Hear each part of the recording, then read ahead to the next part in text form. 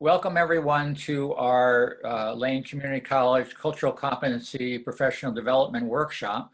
My name is Phil Tajitsu Nash. I'm from the University of Maryland. I'm going to be facilitating this workshop, and I have our three experts here who are going to be helping us, Francis Portillo and Greg Evans, and Tracy Weimer, also from Lane.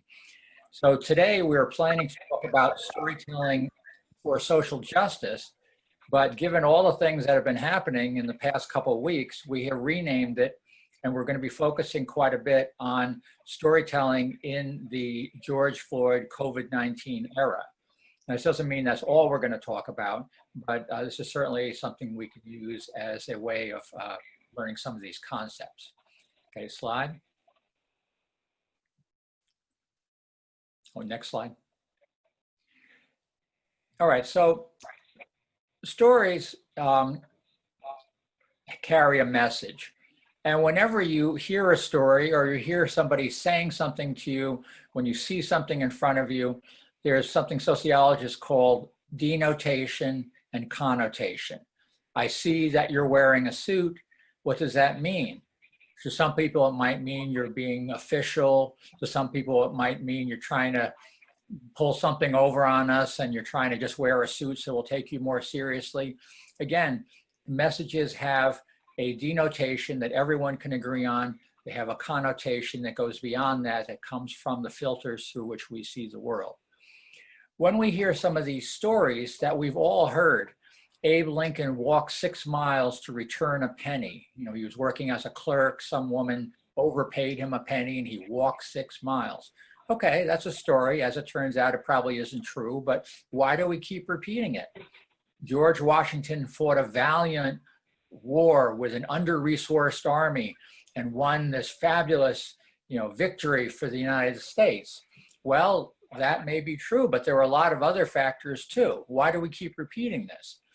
Of course, within our own personal lives, you've heard people say, a mother's work is never done. Now, having had a mother and having had a wife who is a mother, I know they have a lot of work, but why do we say that? Likewise, boys will be boys. I know that's been said about me. I know that's been said about some of the other boys here on this program. But why do we say it? What does it mean? What are the implicit messages that are there when we say something like that? Okay, next slide. So stories help us to organize our world or change our world.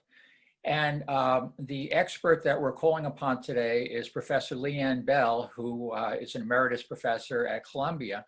And she wrote a very good book called Storytelling for Social Justice, connecting the news and stories and anti-racist teaching in 2010. And she focuses in particular about how to discuss race and reaffirms the role of the arts in building communities. And she reminds us that storytelling can be done through dance, through music, through photography. There's a lot of other ways we tell stories.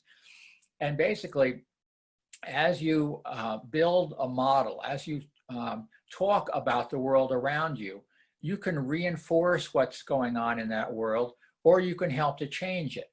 In the more academic jargon, it's called paradigm shifting. You can shift a paradigm by saying things in a different way. Some people used to say you can't change a paradigm until all of its inherents die off, but I'm hopeful that we don't have to wait that long. So let's move to the next slide. So stories are powerful because they help us to learn the world we're in. They help us to build and maintain our communities and culture, and they help us to contextualize our individual experiences. Now, we're going to be going through this slide deck a second time. I'm just giving you the overview now. So I know you've got questions. I know you've got things to say. Our expert panelists have some great stories. Let's just whiz through this right now, and we'll come back and go into a lot more depth. Dr. Bell adds on to this when she talks about how stories can be analytical tools to help us unpack and dismantle racism. And again, for her, instead of passively reinforcing the stories that are out there, She wants us to develop a critical consciousness and another way to look at ourselves and look at the world around us. And don't forget, a lot of us keep repeating stories. You know, the first time you see somebody, the first time you go into a class, the first time you're at the bar hanging out with people, you say something about yourself. And that's a story that helps to describe who you are, but it also is something coming from inside you that may have been put in there by your parents, by your peers when you were younger, some insecurity you have, some bravado that you have. There's something about the way you tell a story about yourself. So we'll think about that. I'm not a psychologist, although I do play one on TV. And it's important that we think about the stories that we're telling about ourselves and about the world around us. Okay, next slide. So Dr. Bell had a 4-part model that we've modified here to just be a 3-part model. We're going to talk about stock stories, resistance stories, and transformative stories. Okay, next slide. So stock stories are things that we sometimes refer to as common sense stories, things that, of course, everyone believes that. So this notion of, I pulled myself up from my bootstraps, or he's living or she's living the American dream. Now, of course, that may be different for different people, but that sometimes has underlying messages about inclusion, who's in, who's out, privilege, who's got certain rights, who doesn't have them, who deserves them, who doesn't. They sometimes reinforce passivity. They sometimes, frankly, perpetuate stereotypes. And most critically, they absolve the storyteller of blame or fault. You say something, I don't have to reply in any substantive way. I don't have to go do any research. I just say, well, boys will be boys. And that's supposed to end the discussion. I reach into the cabinet of worn aphorisms that everyone believes. And of course, you're supposed to believe that too, because I just said it and we were raised with those things. So those are the stock stories. Next slide. Then there's the resistance stories. Stories that show how somebody fought back against those stories, because sometimes those stories contain racism or other injustices. Sometimes these resistance stories can be spoken, it can be a movie, an object, a picture. Resistance stories take different forms, so they can be providing you with history, providing you with context, and again, we're going to talk a lot more about this. They instruct us, they educate us, they inspire us, they mobilize us. And don't forget, the way you tell these resistance stories is important too. Because if I just say, oh, that fabulous Rosa Parks, she was alone on that bus, she sat there, and just based on sitting up in the white person's part of the bus, the whole world magically changed, and we are all living in a better world. Well, first of all, that's false. And second of all, it helps to reinforce the notion that this single woman got out there like some Wonder Woman and changed everything. So again, resistance stories are not just the one person, but oftentimes they provide context, history, and help us understand the broader picture. Even though everybody's heard of Rosa Parks, everybody understands who she is and what she did, but we don't all know the context of how she did it, why she did it, what group she was part of, and the people that she mobilized on behalf of this cause. Okay, next slide. Transformative stories are new stories that emerge once the stock stories are challenged by the resistance stories. They subvert the stock stories, they galvanize us into action. In this case, we're talking about racism and other injustice. They could just as easily be challenging homophobia, sexism, ageism, whatever else. The good thing about transformative stories is they give us a new way of looking at the world. They provide new categories, new boundaries, new relationships. They are a way of envisioning a new future. When Dr. King said, I have a dream, I'm at the mountaintop, I see the next place, he was giving us a transformative story. He was moving us to that next place. Okay, next slide. So in sum, we are living with stock stories. Those of you who have been to my previous workshops, I talk about how we're swimming in this ocean of isms and all of us are wet. Well, part of that ocean of isms is the stock stories. We're all swimming in these stock stories. We all have taught been taught to believe boys will be boys, and we're all supposed to know what that means until somebody challenges that. And that's why we look at the graphic below that. The resistance story challenges the stock story and helps us to create transformative stories. So that's the overview. Why don't we start now going back to the beginning. And I like to say the second verse is the same as the first, but no, we're going to have more detail here. So, all right, Maestro, let's dive in and we'll go to the next slide. All right. Let me start by letting our three experts here just have a minute or two and just say anything you want to say about the beginning of our model, or if you want to just wait until we get to a part of the model. Francis, any thoughts as we begin our discussion here? Hello, everybody. Thank you so much for being here. I was struck by the stories and how fast we can tell stories, how fast we can, I think the smallest one there is 4 words, and how it can actually have an impact on people's lives. How it can change the course of somebody's life just because we say this, there's a tacit agreement, and there is no argument.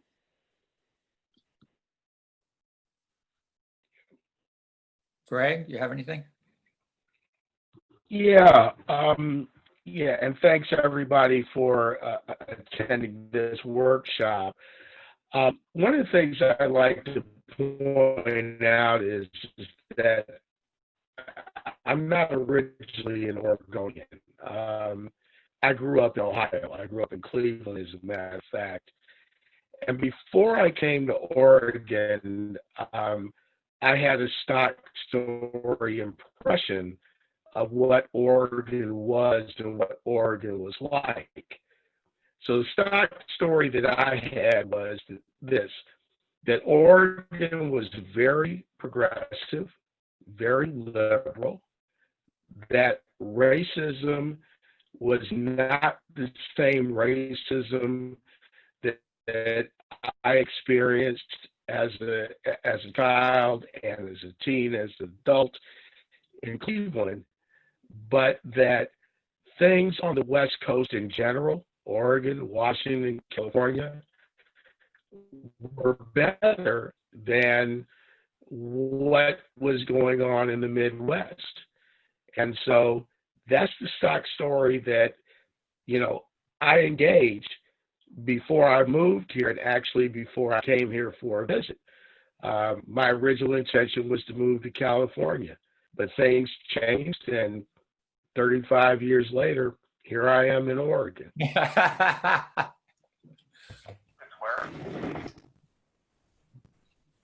Right, well, that's an important insight, because you feel? The notion of boys will be boys is something we all hear.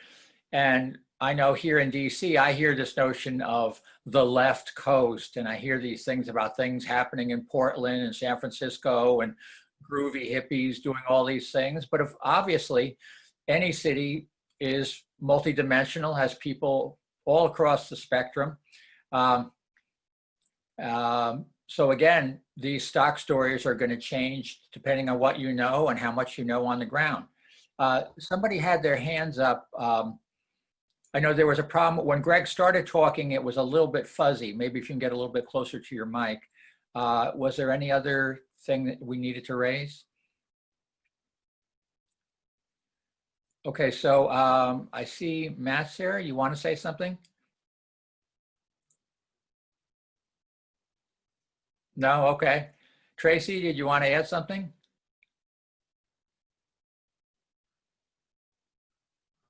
Not right now, Phil, thanks. Okay.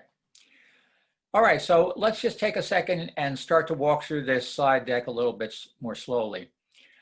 When we say Abe Lincoln walked 6 miles to return a penny, and sometimes I've seen it on the internet, he walked 3 miles, sometimes he returned a nickel. I mean, there's different versions of it. Why, in heaven's name, given all the other things he did after he worked as a store clerk, are we still saying, Abe Lincoln walked 6 miles to return a penny. What would possibly be the significance of that? I guess in order to be more interactive, I'm trying to think maybe how should we do this? If any of you want to say something, Tracy, can you bring people into the conversation? And let's just try and keep everything short, folks. We got a lot to get through here. But anybody, why do you think we even care whether or not Abe Lincoln returned a penny, 150 or more years later?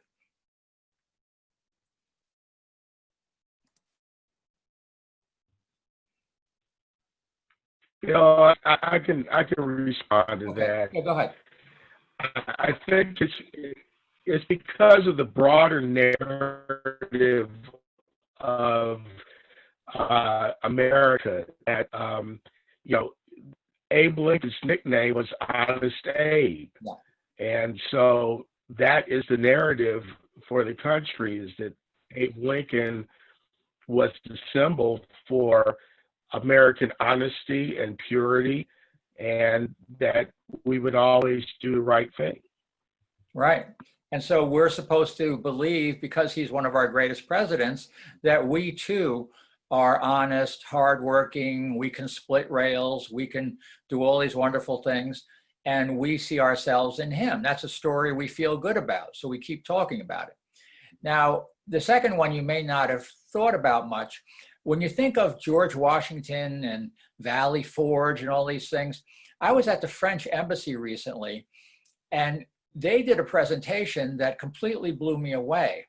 I had been under the impression that George Washington and this ragtag army of people with, no shoes and no food, and somehow they defeated the greatest army at the time, the English. Well, I'll tell you, the French set me straight.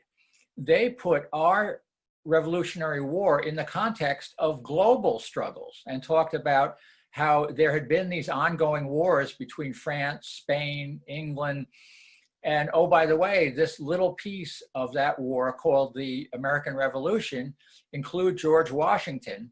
And you wonder why there's something called L'Enfant Plaza here in DC. You wonder why there's so many French, Lafayette and others who participated. It's because the French army was the one that played a big part in helping us to win our American Revolutionary War. So yes, George Washington was valiant. Yes, these under-resourced soldiers did a great job. But oh, by the way, there's this other piece that we don't talk about very much, because it kind of takes away from that story of how we are, like Honest Abe, hardworking, honest. We don't need any help. We can do it all ourselves. And in the case of George Washington, they needed a lot of help, and they got the help. It also doesn't talk about issues like how yellow fever and other diseases played a big part. Believe me, Cornwallis and those other guys were not feeling very good down at Yorktown and other places. DC was literally a swamp before it was filled in.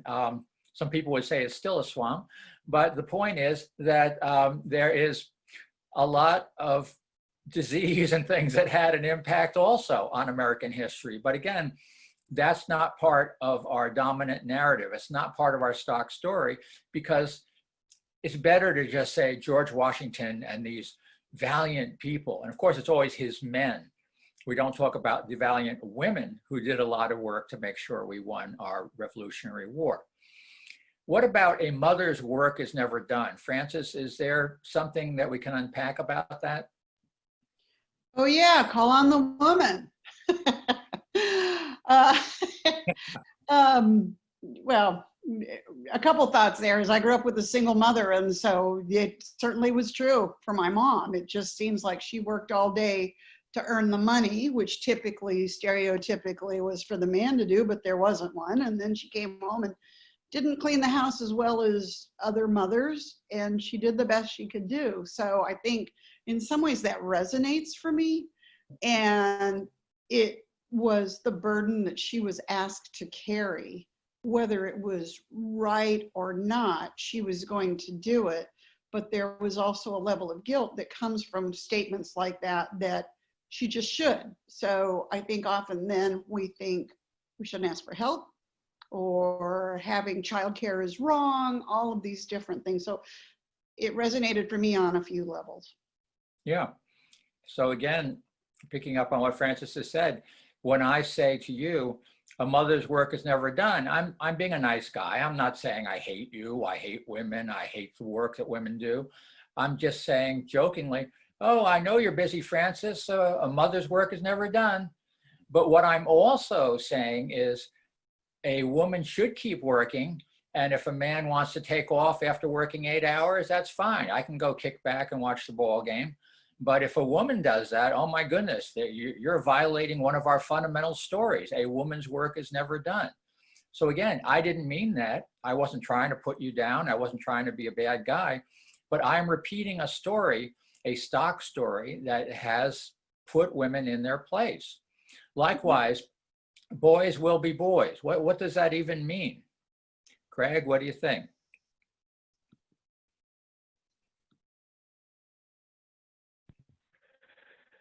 Well, it's again, it's that American narrative that says that men are supposed to be macho, supposed to be in charge, are supposed to take charge of not only the family, but the community and the workplace.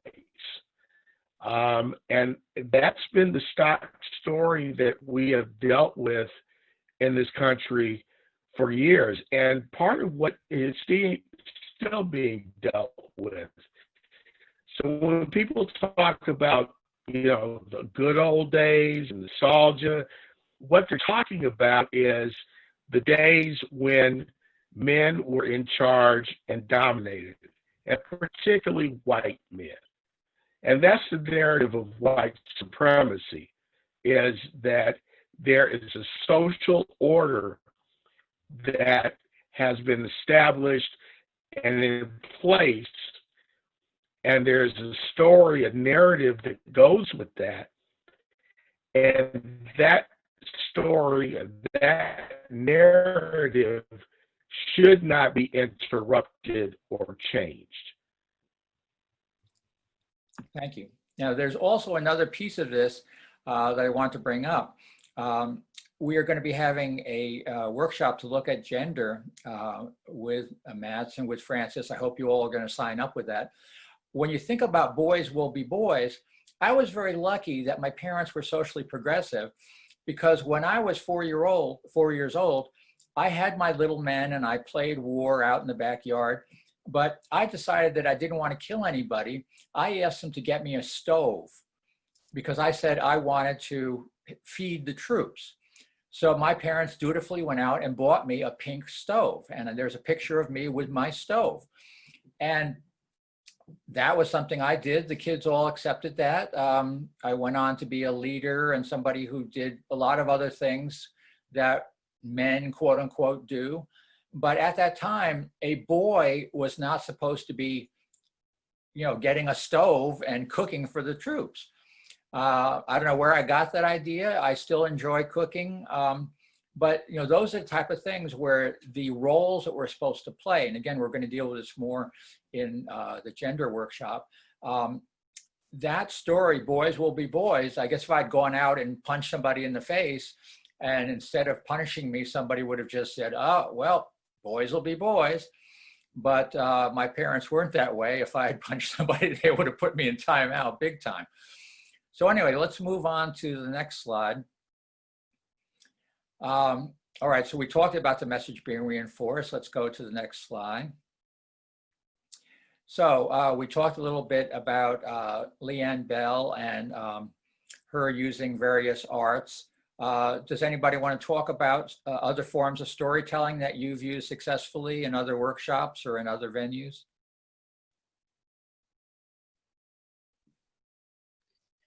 I love using advertising as a way to understand American culture and what our values are.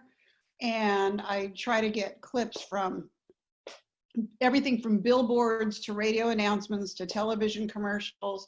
I'm probably one of the few people who actually likes to watch the commercials because it tells me something about my culture. And actually I have a whole presentation on this. And one of the things that they say is advertisers say, do not try to sell a product, try to sell a lifestyle. And you cannot change an attitude, but you can change a behavior. And all of that is really, really good fodder for what we're talking about now. But just to give you one example, and it's on ageism in this culture, and I actually was thinking about it before. In my world, as a Latinx woman from Arizona, we got our message from our cultural family, from Latino culture, that elders were to be respected, and they were a wealth of knowledge and experience that we could go to. And I would never have called her Mary. She was my Aunt Mary, and I don't care how old I am, that is my Aunt Mary. And we stated the position of the elders. Well, if you watch American commercials, the idea is all about the value of youth. And I don't know if you remember this commercial. I think it was for a soda, Coke or Pepsi, and they accidentally mixed up the two. The Coke went to the home for the elderly, and the Pepsi went to the little kids. And the little kids started acting really old, and the old people started acting really young. And there's a lot of things that say, some of you are laughing, I see that. I don't know if you remember it, I think I still have footage of it, but there's a lot of commercials that reinforce youth as smarter, better, more valuable than older people. So I feel like I'm stuck in between two cultures, because in my culture, we value age and wisdom. In American culture, it's youth and vitality. And doggone it, now that I'm an elder, I want my way back. Well, I can tell a story. I remember the commercials about PC versus Mac. And as somebody who is myself an internet amphibian, I mean, I crawled out of the ocean of analog into the digital world. I don't have hyperdactyly. I can't go like this as well as my kids. So I'm constantly trying to be more hip, more caught up on things. But that commercial really blew me away, because it reminded me that anytime I try to get something set up, I have to immediately ask people 30 years younger to fix it for me, because I have no clue. So those commercials sometimes are telling the truth, even though they're reinforcing a stereotype that we older people are clueless when it comes to certain technology. All right, so let's go to the next slide. Actually, Philip, can I say one other thing about that? Sure. Just about the arts. And we didn't really do any introductions here. I am also, one of my volunteer jobs is to be a board member on the Regional Arts Council. Yeah. And what I would like to say about it is that, because the slide, I don't know if you can go back to it, Tracy, the slide says about the arts. We tell a story just as much by what we decide not to fund as art, as much as when we do fund it. So what are we saying about our culture when we decide this is art and this is not? Or as Paulo Freire said, these are arts when we think they're really big and important. They're crafts when they're made by indigenous people or find them unimportant. That's it. Right. Greg, did you want to add something? Yeah, a couple of thoughts here. I remember when I was a child watching TV, which basically was our chief form of entertainment, that the commercials always had white people in them. There were never people of color. Women were basically portrayed in the stereotypic, I call the Barbie model. So they were slim, you know, kind of the Donna Reed thing. You know, they did housework and pearls and a dress, you know, and those kinds of things. And one of the statistics that came out of the 60s and 70s and how advertising was directed and targeted at people was um, soap commercials. So you had commercials for soap, for toothpaste, for hygiene products. There was an over representation in terms of the purchase and consumption of hygiene products by African Americans, because the stock story is that we were dirty, we smelled bad, and we were not up to the same standards as whites. So we purchased more of those products in an effort to become more like the mainstream. And in the last 50 years, and mostly I think in the last 4 or 5 years, the images on television and in print media have changed dramatically. So now you see images of biracial couples, biracial families. You see, women in all different shapes and forms.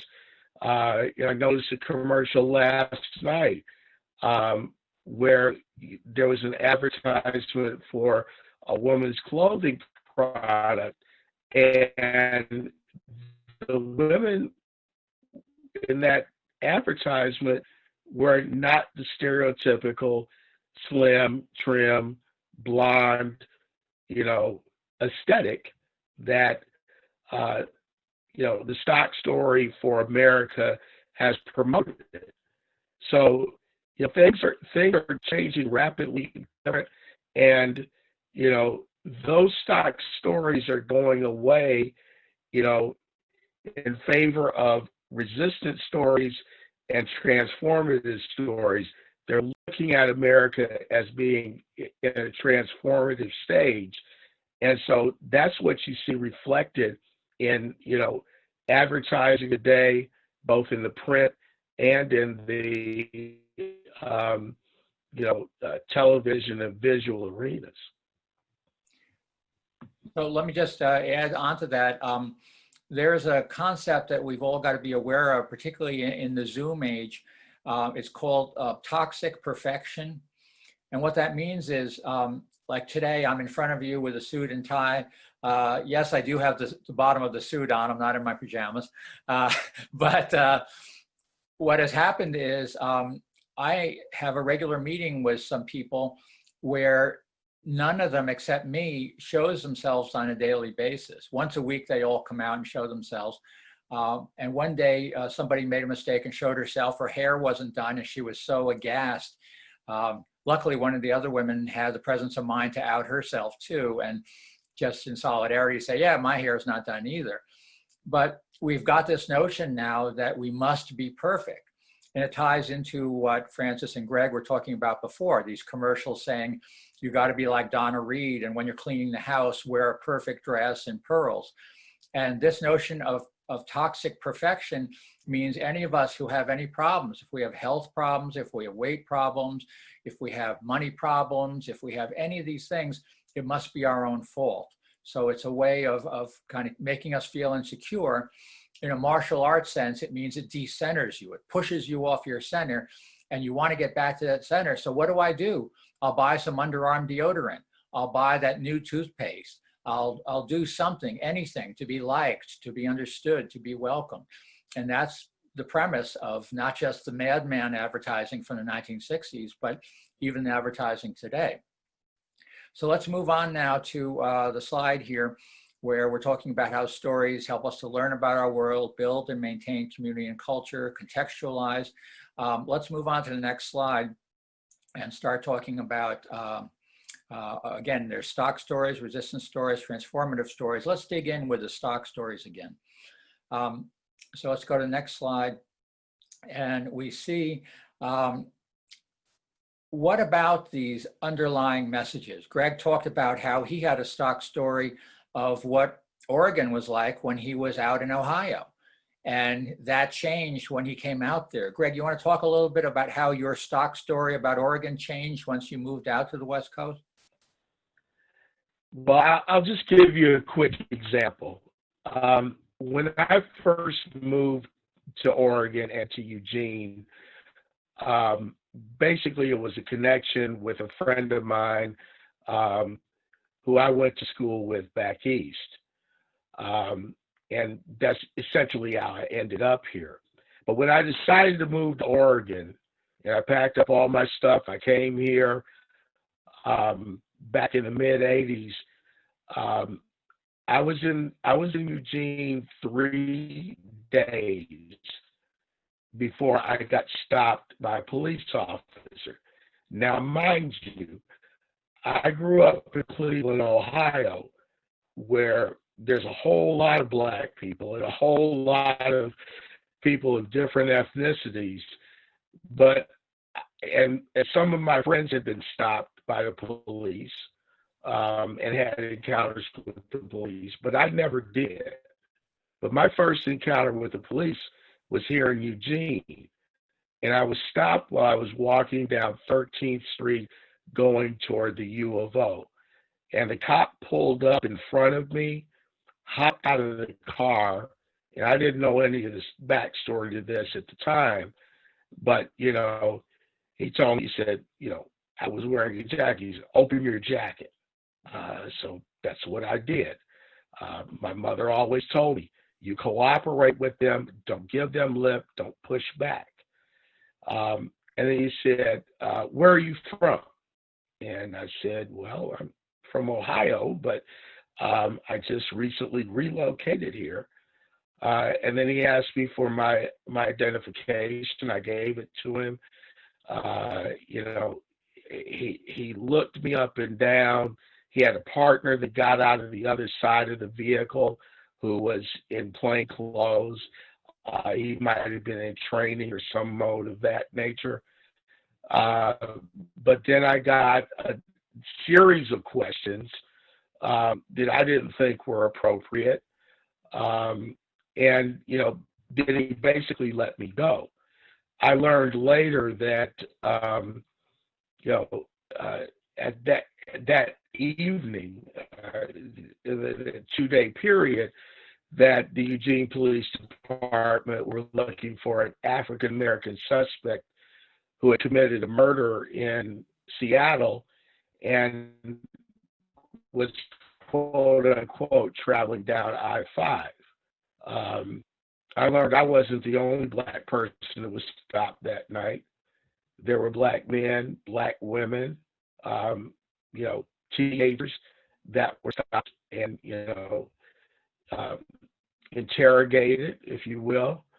But that was the first of my 44 stops and encounters with the police department, mostly with Eugene Police, a few stops with the state police.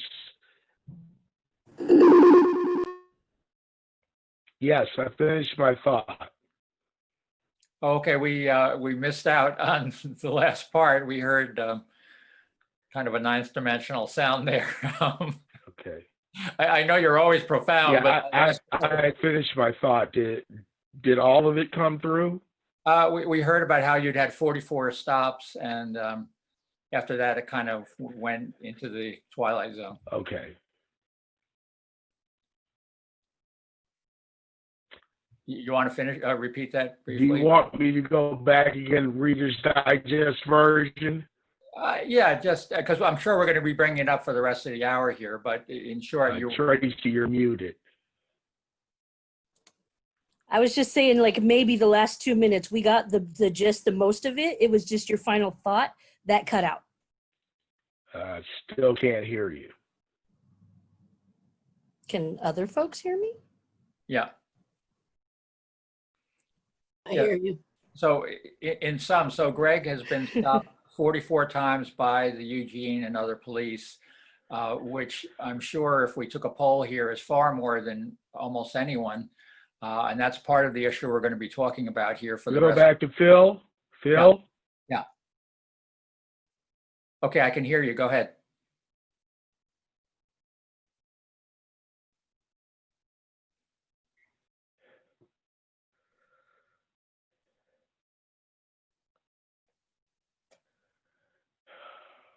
I can't hear you, Greg. I think he's got some connectivity issues. His internet may be stop and go. Your video's unfrozen, Greg. Can you hear us? Can you hear Phil? Phil says. I can I hear anything on my end. That was jumbled. We see your mouth moving, so there's a lag, a delay. Oh, now you're muted again. Come on back. Someone suggested that he turn off his video so his audio could come in more clearly. Ooh. Yeah, Dacia, thank you. I hope I said your name right. Is the sound better there? Oh, yeah, that's good. Yay. Okay, I'll mute myself. Final thought, Greg. Back at Go ahead.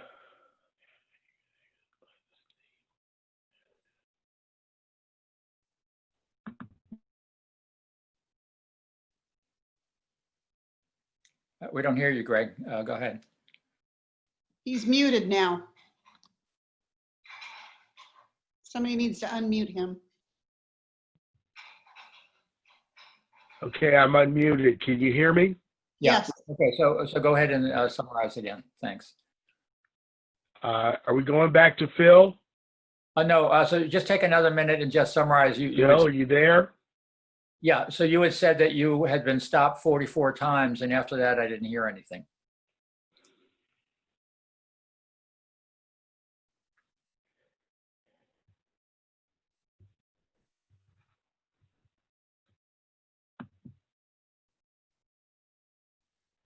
Phil, can you hear me? I can hear you now. Go ahead. Because I can't hear anything on my end. So just keep going. Okay. All right. So just to summarize, so Greg was talking about how when he came to Eugene, he was stopped a total of 44 times by Eugene and other police. And that's part of what we're going to be talking about here, about the disproportionate ways that policing is affecting the African-American community. But to get back to our stock story analysis, these underlying messages that come from the stock story, some people call it the dominant narrative, they You know what? I think I'm going to leave, and then I'm going to come back and check back in. Okay. All right. Thank you, Greg. All right. So these stock stories, again, we talked about how a woman's work is never done. Boys will be boys. They're oftentimes stories that are told. And again, where do these come from? They are something that we hear when we're small, when we're playing games with our friends, when we're in school. And depending on the country you're in, you hear different stories as well. So there may be some stories told in Japan or in Nigeria or some other place, maybe different stock stories, but they do reinforce the status quo of the people in that country. And they are going to help you to understand the hierarchy of privilege. If you're in a country that has royalty, you're going to be watching a lot of TV shows that tell you how great royalty is. I personally feel that royalty provides unfair advantage and privilege for people who don't deserve it. I think a lot of people are starting to agree with me now that they're seeing what's happening with the royals in England. But again, if you grow up in that country, that's the stock story you hear about how wonderful the royals are. And again, by saying that a particular narrative is good, it reinforces the passivity. It says, you accept this, you accept royalty, you accept whatever the dominant story is. And then this notion of absolving the storyteller of blame or fault. I can say something about, boys will be boys when I did something bad.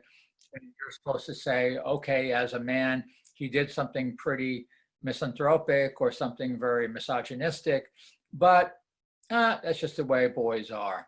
And you absolve me of any blame. You let me just continue on. You don't talk about the woman I may have hurt, talk about the social gathering I may have upset. You don't talk about those things because we just say, boys will be boys.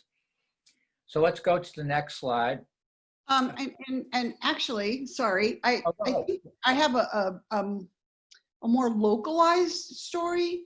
Mhm. So, I mean, we've been talking a lot about the stories that come from the culture, but there's the stories that we tell each other. And I'm just going to try this out and see if anyone on here would even have a reaction to this. But it hit close to home when we were talking that in my neighborhood, a woman we had her and her husband over to our home. We worked hard on different political campaigns. And one day she said, you know, Frances, people wouldn't know you were Latina if you just didn't make such a big deal of it. And there's the story. And I'm looking at this. What is the underlying message?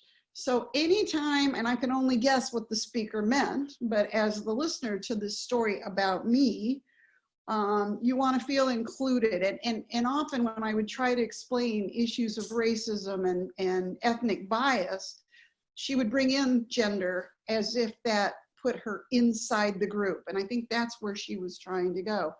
But also a hierarchy of privilege that I don't think she is meaning to, but you know, just don't act like a marginalized person. Try to pass and you'll be fine. Again, reinforcing passivity. Perpetuating the stereotype. What's wrong with being Mexican, Hispanic, Latina, Latinx? What did you just tell me is wrong with my identifying and feeling positive about it? And also, it was trying to fix me. You need to calm down. You're thinking about this too often. So let me just absolve you of that. Know that I'm a good person, and I just see you as Frances is one of those really frustrating things to me, because part of my identity is my pride in my ethnicity. So I think it's a stock story that she's trying to tell me and my resistance to buying it. Well, that's a good segue into our next discussion. Why don't we continue with that? What story did you tell to resist her, you know, very, I don't want to say flippant, but sort of just a casual comment? I'm sure she didn't want to insult you or lose you as a friend, but how did you respond to that? Well, I don't know about the rest of you, and I'm really curious to see how other people would respond to that. There's kind of like, think, you know, as I'm talking it through, think about what would you have done if you were in that situation? Or if you were the person who said it, or if you're the bystander who just heard this. For me, the first thing was doe in headlights. I thought we had a different relationship, and it was the first time that I realized how she saw me. And it was hard for me to understand that. And I went to teacher mode. I'm a trainer and I do this work. I went into teacher mode, and I didn't do it right then. I mean, I think I did. I think I did try to defend myself. I probably didn't do a good job. I probably talked way too much, but she kept getting invited to my house when there were more of us. I think that's probably the way I did it. Not to imply that that was the right way. I just know that that was my reaction way. Did that make sense? I think that's what you're asking for. Yeah. We've got about 35 minutes left in the workshop. I think at this point, Tracy, could we let some of the other people in and see if anyone wants to respond to Frances's story or raise a comparable story they've experienced? I think we can definitely do that. Folks should have the ability to unmute themselves. The challenge is if, 15 people unmute themselves at the same time, there might be a little bit of an issue. So we can all do a collective scream if you want. Right. Well, and we can just let the silence get pregnant and like sit there for a second and see who unmutes themselves. Okay.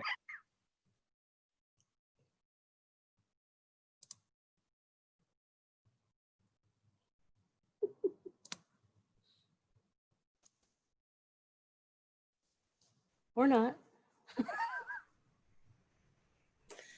So Frances, I think your story, that was incredibly powerful, to have a friend who you thought of you differently than what you think.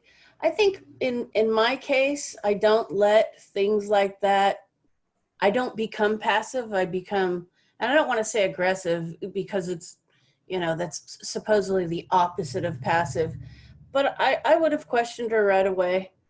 I mean, what a terrible thing to say. That just, it would have blown me away, and I would have said, well, let's talk about that a little bit more. right away because she clearly had something going on in her brain that was not what you were thinking.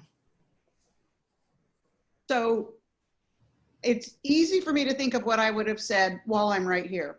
Mm-hmm. It's harder when I am totally shocked that it just came to me, that Right. she said it. And so I don't know about the rest of you, but I am really good at thinking of what to say as soon as I get in the car and I'm driving off. Right, right. And that's what I mean by I was a doe in headlights, like, I can't believe you just said that. And I am so incredulous that it wasn't necessarily, I think what I ran to, it wasn't necessarily passive or that I was going to let her get away with it. It was that I was still in shock. Yeah. And I'm wondering what would have happened if there had been more people in the room also opening it up, because when you're the victim of a racist statement or you've said it, you may not have any power in that thing to stop it. So what do you say? So I guess that goes back to what you're saying. Again, what do we say when we're watching that? And how do we become allies to that when we're not? I'm just thinking about one group. There's two people who just go at it with each other. I don't have any skin in the game, and I feel like I have a power to start changing that because of that. So I think I'm also looking for people to know it in each role. I hope that made sense. Makes complete sense to me. Anybody else want to join in or on this or another story? And thank you for that, by the way. That was helpful. Yeah, Phil, I can relate a story that just happened last week. Not to me, to my daughter, my 15-year-old daughter. So my daughter plays softball. She's the only biracial kid, only black kid on the team. And then there was an incident last week where one of her teammates got on social media and she put out a statement, I hate black people. And then one of her other friends who was also in the same chat or whatever you call it, put it out on blast. And so it went viral. And so everybody knew what she said and all of that kind of thing. And my daughter's been playing with this girl for the last 5 or 6 years, thought they were friends. She called Lena immediately after that happened. But, Lena said, well, why did you say that? And she's like, well, that's not really me. I didn't mean that. I'm not racist. But, my daughter said, but you put it out there, So, she was trying to blame this on some boy or some other thing, but she said, you put that statement out there. And, I don't feel good about that. And yes, it's going to affect our relationship because I don't see you as a friend or an ally anymore. I was very proud of my daughter. The girl was still playing. She was dismissed from the team. And I think that, maybe because of current events, that happened. But if it had been, I don't know.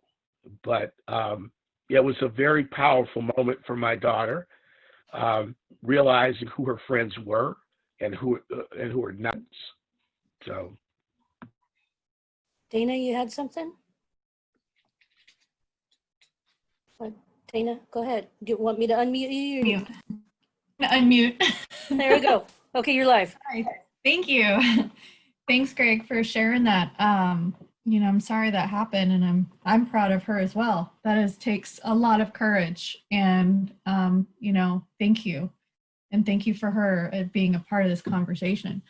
I wanted to share some things of realization of what kind of role I play in some racism. You know, I was lucky enough to marry a really beautiful man, and he was good to me in the beginning, and it didn't last so long. But we went down to Mississippi, and he's Black and Puerto Rican and Creole, so we had a mixed baby. And I took Oberon to the doctor, and for a checkup, and the doctor looked at me and looked at Oberon and said, "Are you feeding him carrots?" Like, yeah. Are you feeding him sweet potatoes? Yeah. He goes, "Well, I think you need to stop feeding him because, you know, his skin color is really is really changing." And I looked at him, and I'm sitting there thinking, and it was a white doctor, and I'm like, okay, this is a power dynamic, a big power dynamic. I'm a first-time mom. I'm in Mississippi. I'm alone. What do I do? What do I say? So I just sat there for a minute and kind of absorbed it. And then when in my head and in my heart, I know he's completely wrong. But when I left, you know, I had conversation with my family, and I'm like, okay, let me understand how this is all playing out here, because I don't think I had the wherewithal, or I was more in shock as to what to say to this doctor. And it was just really, really weird. And so I think for me, you know, I just want to be able to have as much education and be able to have conversations to understand and have other people understand when I may not be able to say something at the moment, but I still think that being able to have conversations after the moment and kind of come back in and find your allies and find those people to kind of be able to have those conversations are just as important as, you know, maybe possibly educating people in the moment. Does that make sense? Am I rambling? No. Sorry you had to experience that. And does anybody want to respond to Dana or add their own story about something similar? I think it makes perfect sense, Dana. I mean, it reinforces what Francis was saying. You know, maybe some folks' first thought would be, what the hell did I just hear? Yeah. And part of oh, go And ahead. I think part of it too is that I don't let them set the tone. I said, I did kind of take her on as a project that was, I had time. It was, if I wasn't going to end the friendship right then, I had time, and I could do it with my voice in my tone, not just mirroring her rudeness. Yeah. Yeah. And the power over thing that you said, Dana, also just, you can also vote with your feet and find another doctor. Sometimes we Well, I can't. did, but yeah. But it was just like, you know, yeah. If we could stop for just 1 second, Tracy, can we move ahead 3 slides?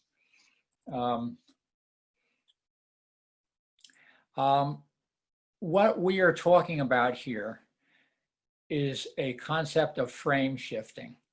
And what that means is when I'm talking to you, I'm saying words, but words are embedded in context, and we are all embedded in a society where certain things are being said that are much bigger than any one of us.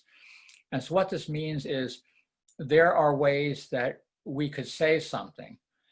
If I said, imagine it's 1901, and I said, you know, a woman can be president, I would be laughed out of the room.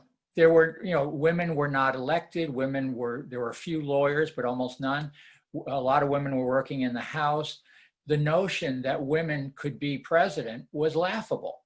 But thanks to the efforts of many of our mothers and grandmothers and some of the men too, that frame of reference, that Overton window of acceptable discourse, of ideas that are worth talking about, that has shifted. So now we haven't yet had a woman president, but we have had an African-American president. We haven't had an overtly gay president, but you know, we're having people who might not fit this model of a white, advantaged, straight, property-owning male. And so if you look at the graphic down below, you'll see it says, there's a frame that says racism should be tolerated as inevitable. You see something happening and you go, well, it's terrible, but, there's a reason for it. And, Black people are such, they do X, they do, and then if we can help to shift that Overton window through our actions, through something that Dana might have been able to do at the doctor's office, through maybe something she could have done by talking to the medical board later, maybe writing a letter objecting to what was happening. Who knows? But I'm just saying is, if you think of it as something bigger than yourself, you have to not only have your personal discourse with the friend who said something to Frances, or the doctor who said something to Dana. You've got to think of it in the bigger sense of you are helping to shift that entire Overton window of acceptable discourse. We are now at a point, thanks to the recorded images and thanks to the unfortunate killing of George Floyd, where a lot of white people are saying racism should no longer be tolerated, chokeholds, a lot of other things are up for discussion. A lot of other people are saying that we need to talk about these issues. And if you could move to the next slide, Tracy. I'd like to take our last 25 minutes here and get to some of these current issues, because we promised you we'd get to George Floyd, we'd get to the COVID. And thinking about what are some of the stock stories about police violence that preceded the current situation with George Floyd. And then how has George Floyd's killing changed that narrative? And what are some of the resistance stories that have emerged? And again, I don't want to forget the stories that Dana and Frances and others have told, and I hope you'll continue to have these discussions with your friends and families and colleagues. But we need to think about what are some of these new transformative stories, and how can you shape those stories? That's really ultimately what we want to get out of here. How can each of us move from hearing these stock stories, creating or participating in some of these resistance stories, and then transforming these stories so that our children, our multiracial children, our Latinx children, all these other people going into the future will have a better story that they can live with. So I'd like to open it up again. Why don't we again let Frances and Greg have a quick word, but then I'd like to bring the rest of our participants in as well. Frances, you have any thoughts? We can let Greg go first. I'll go second. Okay. Okay. Yeah, the George Floyd moment is as part of a continuum of racial violence by the police in this country.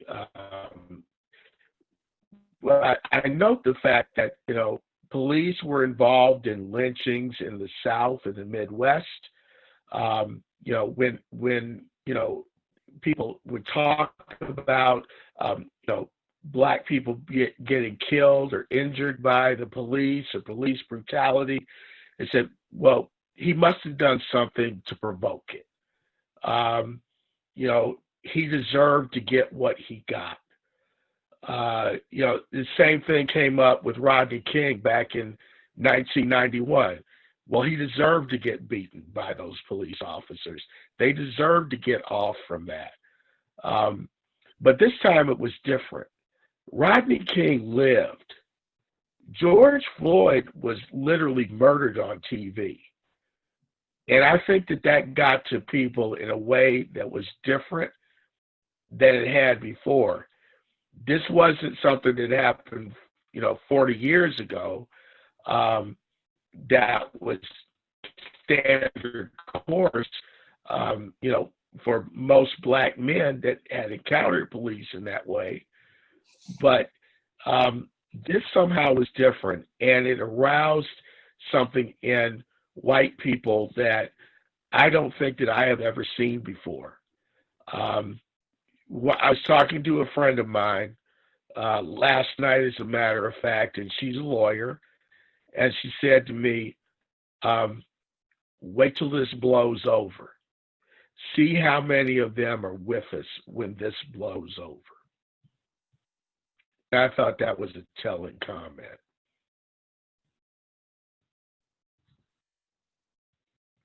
Phil, Frances, back to you. Okay, Francis, go ahead. Yeah, clearly I hadn't thought about that and did not know that I was going to tell the story about my friend. But in thinking about her, one of the things that happened was I live in North Portland, and if any of you know where North Portland is, we are the most diverse in Portland, which is not a whole lot of diversity, but this is where we are. And she and her husband ultimately moved out of North Portland and moved to a suburban, more all white, probably not quite as left leaning as this area. And I think she took her narrative with her. And I think she went to a place where that stock story is going to be more compelling or more believable. So thank you for pushing that side, because I hadn't really thought about that. And I think that's what happened. Less and less on Facebook, less and less responsive to what we're saying. As far as the George Floyd piece, the thing that really strikes me is the percentage of people who thought Black Lives Matter was something negative and who now say it themselves and understand and believe it. And on an emotional level, the fact that now when I say racism has been around for a while, this is not new to us. This is just, it's new to you, and I want you to hear my story. More and more people are saying, yes, I want to hear it, as opposed to being quick to reaction and I would have done this and it's not really there. Actually just saying, let me hear it from your point of view. And so they're looking to change that story. I'm getting more and more of that in my work, the different consulting jobs where people have asked me to come in and talk about this.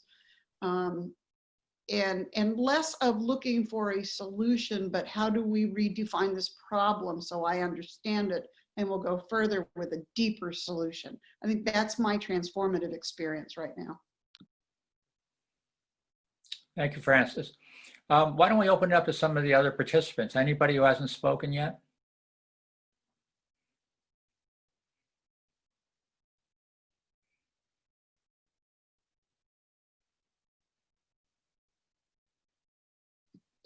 Don't all speak at once, but remember you are on mute if you do want to talk.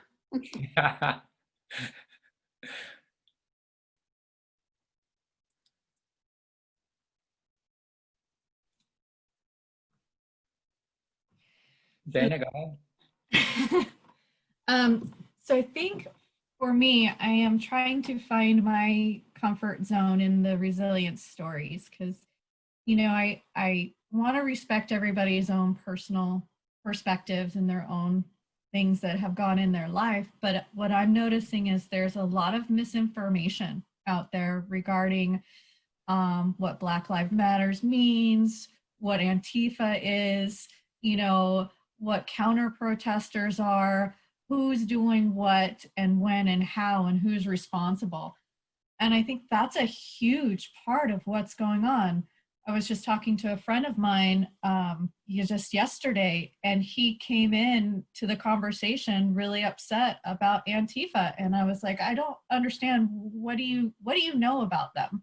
Like, what is it that you heard? And, you know, trying to re-educate him that, you know, that from what I know, they're not the ones going out there burning buildings and things. And it's not a group, it's a thought, and it's about fascism. And so going into those kinds of conversations, you know, and then realizing that he's getting information from other places, that's where I'm really struggling to try and figure out what is the right conversation, and am I getting the right information? Well, And that, you know, I can't necessarily say that my information is perfect, because I am at home on the computer like everybody else and in this bubble that's happening. So I think for me, being able to hear and talk with people here and friends and family about what they're hearing and seeing and what our sources are, and, you know, not giving high value to just only headlines, but realizing, you know, that we got to dive in deeper. Let me just respond quickly to Dana. One of the things I talk about in my public policy classes is about how we all get into information silos. And what that means is, in the past, you would grow up in a small town, you would know everybody in that town, If you said something, the word would get back to your mother, your grandmother, or some other family member. As we have gotten to be a bigger society, people get out of the small towns, but still, thanks to these algorithms that they create on your computers, you are being pushed more and more into an information silo. So sometimes I'll be reading a story about, a political issue, and then I will click on another story that is against that. And so all of a sudden the algorithm understands that I didn't like that story. I like a different point of view. And then next time they serve something, they'll serve me one that also is against that first one. So I'm starting to get pushed more and more towards that point of view and towards the news sources that bring me that point of view. And you like to say to yourself, well, I'm a free thinker. I always look for all different points of view. But the reality is you're not. You have been pushed into an information silo unless you very consciously say, I like CNN and MSNBC. I am consciously going to go on Fox News today and spend an hour and see what they're saying. Unless you consciously do that, you are not really seeing the broad spectrum of what's going on in this society. And we can talk about whether we agree with it, whether we like it. And I'm just giving two very broad points of view. There's obviously many points of view about what's happening with the George Floyd situation and every other situation. But one of the things I hope you get out of this workshop is that everybody very consciously tries to step out of their information silo once in a while and see, if someone's talking about Antifa, I've done a lot of reading. I have my own opinion, but I sometimes go and just read other points of view about it and say, oh, that's why somebody's so adamant about that. Or within the Asian American community, there's a lot of people who are very anti-affirmative action. They don't like Black people. One guy said, Black people for 35 years have taken positions away from deserving Chinese. And I had to spend some time educating him, bringing that information out there. He had gotten certain points of view from certain places that were not factual, and they were freighted with a lot of emotion. But we had to have the discussion, and luckily it was civil. And that's the type of thing I think I try to do, and I hope you will try to do too, which is to be civil when you talk to people and try to bring facts to discussion and try to look at a variety of news sources so you don't get stuck in an information silo. So let me jump back to Tracy to see anybody else who wants to talk. And again, we're trying to model here a notion of bringing everyone into the conversation. It's not just what we're saying, we're trying to model that as well. So we've welcomed Dana and other people in. Let's get some people we haven't heard from.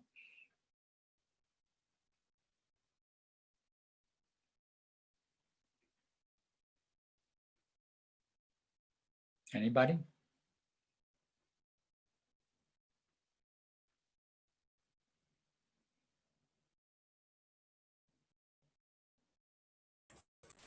You can also send a question This is to Daisha. I don't know if you guys can hear Tracy me, that but, she can read on your behalf, so you don't have to be the one so saying it. much to me, I don't know that we would be where we're at today.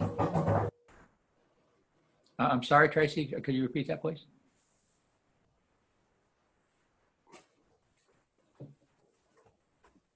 Wasn't that Dacia? Dacia, Dacia? please? Yeah, Yeah, Dacia, go Dacia. ahead. Thank There was a you. little overlap. You're good now. Go ahead. Dacia. Oh, we lost her.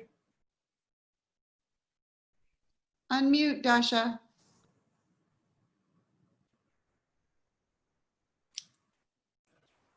There she is. Okay, sorry, I might have bad internet connection. We got you. We can hear you now. Go ahead. I think my internet's bad. I feel like so much of where we're at right now with George Floyd and the current moment that we're in definitely wouldn't have happened without Michael Brown and Ferguson in 2014. I kind of feel like in some ways the momentum had started there, but something certainly changed. And for me, it was without a doubt being able to watch a 9-minute video multiple times over and over of the terrible killing of a human being that didn't do anything wrong. I for me, I recognize myself. I'm grateful for Lane in a million and different ways now more than ever. I feel that I'm further along on the recognition of where I stand in recognizing my own internal biases that I have as a result of so much of the training that we have available. And I feel that it has helped me be able to open others' eyes and help them better understand the concept of Black Lives Matter, knowing that I'm a white woman.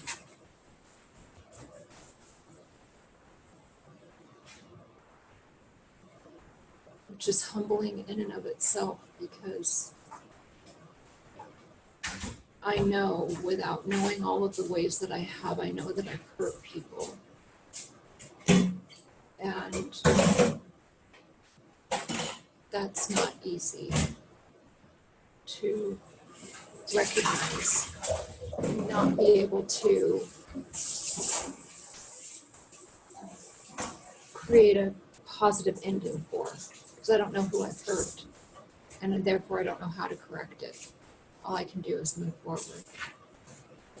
I appreciate the information that I've learned today, and I'm so profoundly sorry for Lena. I've thought a lot about her. I work with Shelley, and so I've definitely thought about her and some of my other colleagues through all of this. I wondered what stories, how cognitive dissonance could be impacting them and what they're seeing around them and some of their friends. It's just heartbreaking. And I appreciate the story that Dana and Francis shared today too.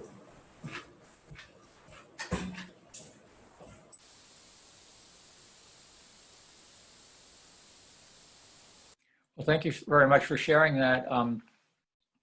Does anybody else want to respond? I mean, I have things to say, but Francis, or do you want to add a comment, respond to Daisy? I really appreciated the ability to work through this as you're doing, and thank you for doing that with us. Yeah. Phil, Go ahead. can I jump in here? Daisha,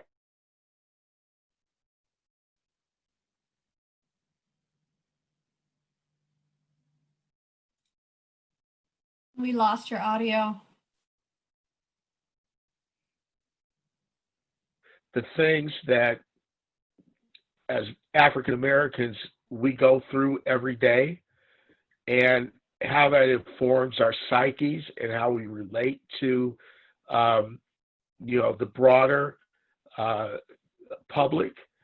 I have to realize every morning when I walk out the door, I may have an engagement with a police officer or the white guy that lives 3 doors from me down, who has literally an arsenal in his house of weapons that, it could be my last day.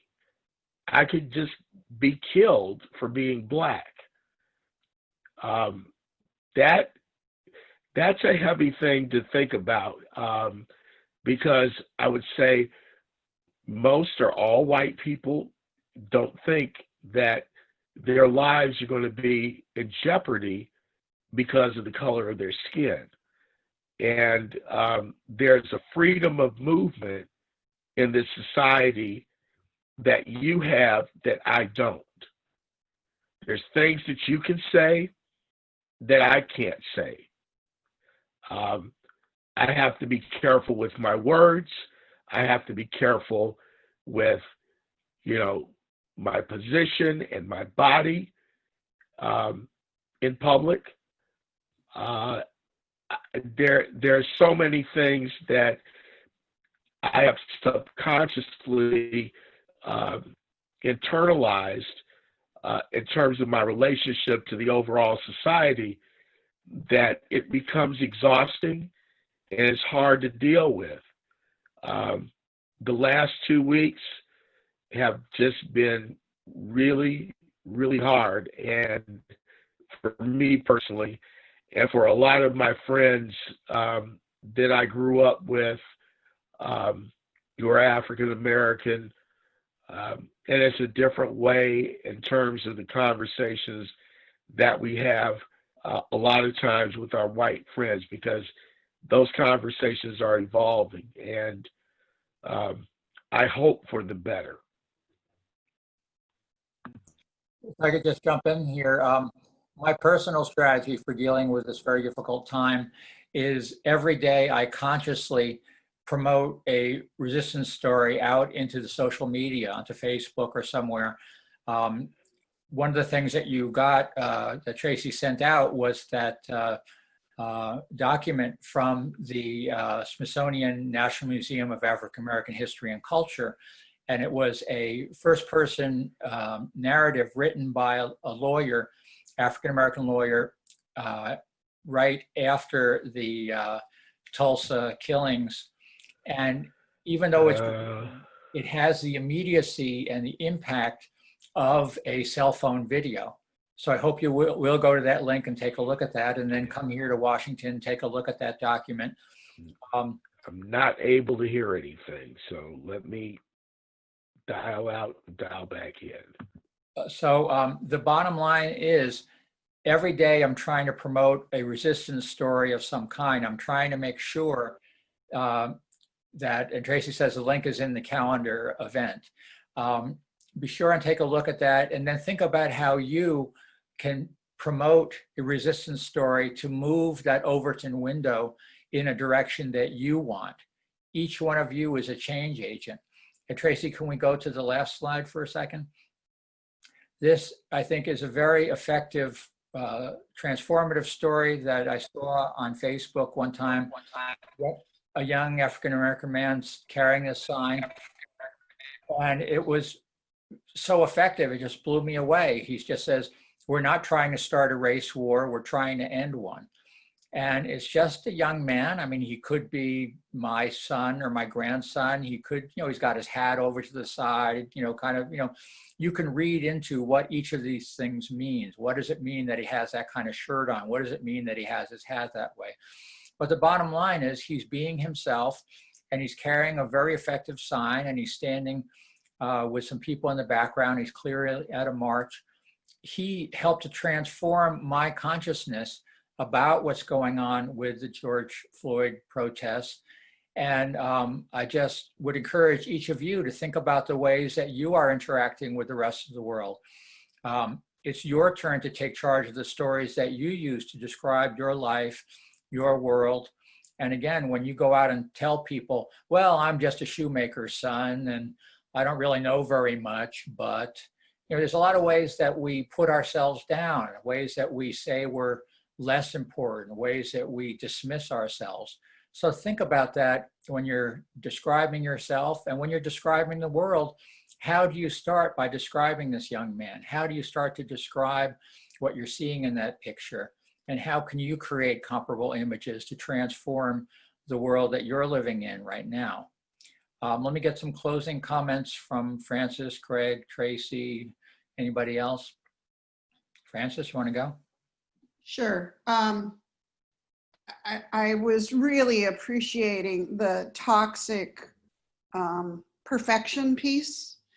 And again, this is my work. This is my 100% work. And I thought I could leave it to younger people. I did tell you I was older now. You may call me an elder. It's okay. And now I'm seeing that it's coming back so much more. And I was trying to do a presentation where it was kind of a theater piece where we were listening to different voices read by, the story. If it was about an African-American man, I asked somebody to read that who was African-American male, and we just listened to the stories. And as I was doing this, and one of my mentors, one of my, just my colleagues who would tell me if I was doing it wrong, she stopped me and she said, Francis, are you looking to be perfect? And I said, what do you mean by that? And she said, because you keep telling the story that we don't have to get this right every time. We're not going to get this right every time. You are going to say things that may offend me, and I may have to tell you, and I hope that I tell you in a way that you can hear it, not in a way that makes me feel superior. And I want you to tell me, but we have to be in a place where all of us understand right now, none of us are going to get it done perfectly. And there was something about Kathleen telling me to stop and stop trying to be perfect that allows me to let other people be as imperfect as she is allowing me. Thank you for that. Greg, did you want to add something?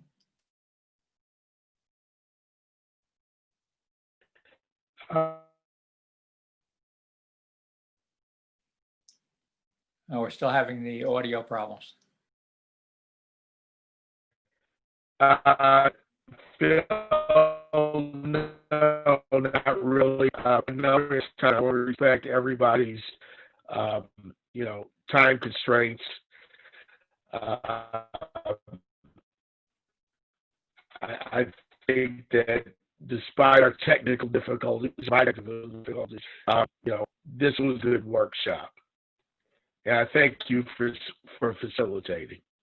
Thank you so much. And Tracy, you want to add something? No, I was trying to unmute Greg. Dana did share how I can activate closed captioning, and I'm going to do that as soon as I stop sharing my screen. So we'll make sure that those closed captions, and I'll reach out to Liz and let her know that if she wants to tune in for the next one. I know constraints on work schedules and whatnot. I will make sure that the closed captioning is good on the recording. I'm a process person. This has been the most difficult several months of my life, but that's nothing compared to the struggles that other folks face, people of color. All I can do is try to educate myself and not be ignorant and not perpetuate. Well, and also you can use your very substantial skills and knowledge to help to tell stories and transform the stories that we use to describe our world.